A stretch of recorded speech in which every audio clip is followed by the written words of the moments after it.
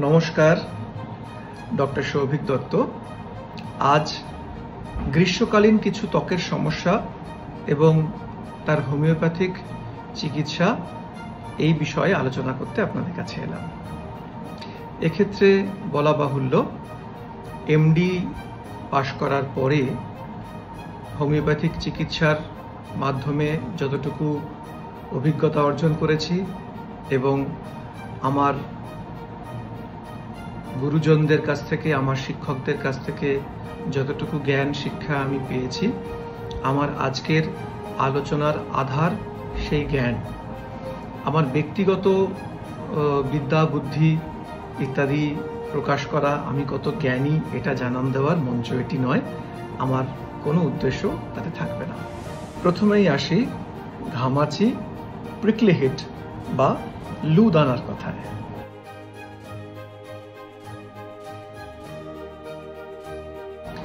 প্রথমে বলি অ্যান্টিম ক্রুড 6 এই ওষুধটির কথা। রোদে বেরোলেই গায়ে লাল লাল ফুসকুড়ির মতো দানা দানা বেরোচ্ছে, প্রচন্ড চুলকানি হচ্ছে এবং বাড়ি ফিরে এসে ঠান্ডা পরিবেশে বা ঠান্ডা জলে গা ধুলে সেই চুলকুনি এবং সেই লাল লাল দাগগুলো আরো বেশি করে বেড়ে যাচ্ছে। এই সিমটমের সাথে অ্যান্টিম ক্রুড 6 পোটেন্সি খুব ভালো কাজ করবে। পরবর্তী ওষুধটি আর্সেনিকাম অ্যালবাম 200। আগের থেকে চুলকানির মাত্রা বেশি এবং লাল লাল যে ফুসকুড়ির মতো হয়েছিল তার আকারও বেশি এবং চুলকানির পরে শরীরে একটা জ্বালার ভাব হবে। বাড়ি ফিরে এসে একটু গরম জল দিয়ে যে জায়গাটা ধুয়ে দেন বা একটু গরম ছোঁয়া লাগে, আরাম পাবেন। আর্সেনিকাম অ্যালবাম 200 একদিন বা দুদিন পর পর ব্যবহার করুন, এতে ভালো হবে। এই ধরনের চুলকানি যদি রাত্রে বাড়ে, সালফার 30 ইজ দ্য মেডিসিন।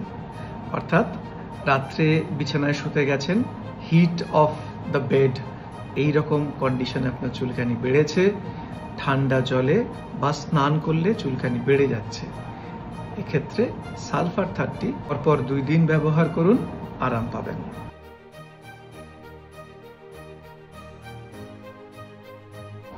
এবার আসি গরমকালে শরীরের নানা স্থানে, বিশেষত ভাঁজ যেখানে রয়েছে সেই সমস্ত স্থানে, অর্থাৎ কানের পেছনটায়, ঘাড়ে, বগলে, মহিলাদের যে পেটিকোট তার দড়ির কাছে কোমরটাতে, অথবা কুঁচকিতে, হাঁটুর পেছনে, এই যেখানে আমাদের ফোল্ড অফ স্কিনস রয়েছে সেই সমস্ত জায়গায় ঘাম জমে এক ধরনের চুলকানি হয়। সেই ধরনের চুলকানির উপশম নিয়ে আলোচনা করব।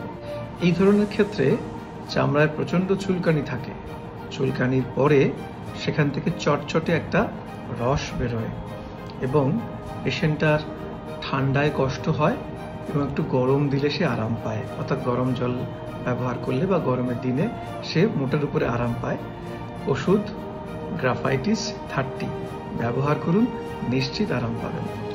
আচ্ছা, এই ধরনের চুলকানি যদি হঠাৎ করে ডেভেলপ করে, তার সাথে জ্বালা থাকে, স্নান করলে বা ঠান্ডা জল দিলে বাড়ে, আমি আমার ব্যক্তিগত জীবনে প্রোটন টিগ্লিয়াম ব্যবহার করে দেখেছি, প্রোটন টিগ্লিয়াম 30 ব্যবহার করে দেখেছি, দিনে 2 বার করে, মানুষ ভালো থাকেন।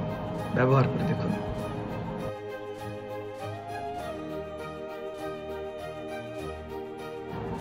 সানবার্ন বা রোদে পোড়ায় কষ্ট পাচ্ছেন, জায়গাটা জ্বলে গেছে, খসকার মতো হয়েছে, জ্বালা রয়েছে, ইভেন ব্যথা করছে, জায়গায় জায়গায় মুখে এবং ওপেন স্পেসগুলোতে কালো কালো ছোপ পড়ে গেছে, আমি বলি ক্যান্থারিস 30 দিনে 2 বার করে ব্যবহার করে দেখুন, রোগীরা খুব ভালো থাকেন।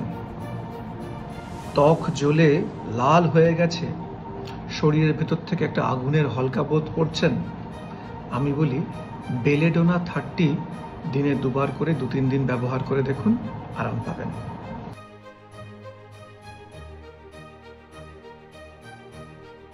এবার কিছু ঘরোয়া পদ্ধতি বলি, যা আমাদের মা ঠাকুমাদের কাছ থেকে শেখা। মুলতানি মাটি জলে গুলে একটা পেস্ট বানিয়ে আক্রান্ত স্থানে বা মুখে ব্যবহার করুন, ত্বক ঠান্ডা থাকবে। নিম পাতার জলে হলুদ, কাঁচা হলুদ বেটে একটা পেস্ট বানিয়ে ত্বকে ব্যবহার করুন। চুলকানি কমবে, অবাঞ্ছিত দাগ সেগুলো চলে যাবে, ভালো থাকবেন। ক্যালেন্ডুলা মাদার টিংচার 1:1 জলের সাথে মিশিয়ে আক্রান্ত ত্বকে ব্যবহার করুন। সানবার্ন বা রোদে জ্বলে যাওয়া জায়গাগুলো জ্বালা পোড়া কমে যাবে, ব্যথা কমে যাবে, আরাম পাবেন। হোমিওপ্যাথি চিকিৎসা পদ্ধতি নিয়ে ছোটখাটো বিষয় নিয়ে আপনাদের সঙ্গে আলোচনা করার যে পর্যায়ক্রমিক একটা পদ্ধতি আমি শুরু করেছি, তাতে আপনারা যদি উপকৃত হন তাহলে আমার প্রয়াস তার সার্থকতা পাবে।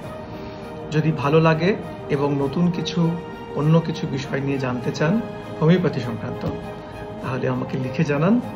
আমার চ্যানেলটিকে সাবস্ক্রাইব করুন, তাহলে আমি যদি আগামী কোনো পোস্ট দিই আপনারা সবার আগে তার খবর পাবেন। নমস্কার।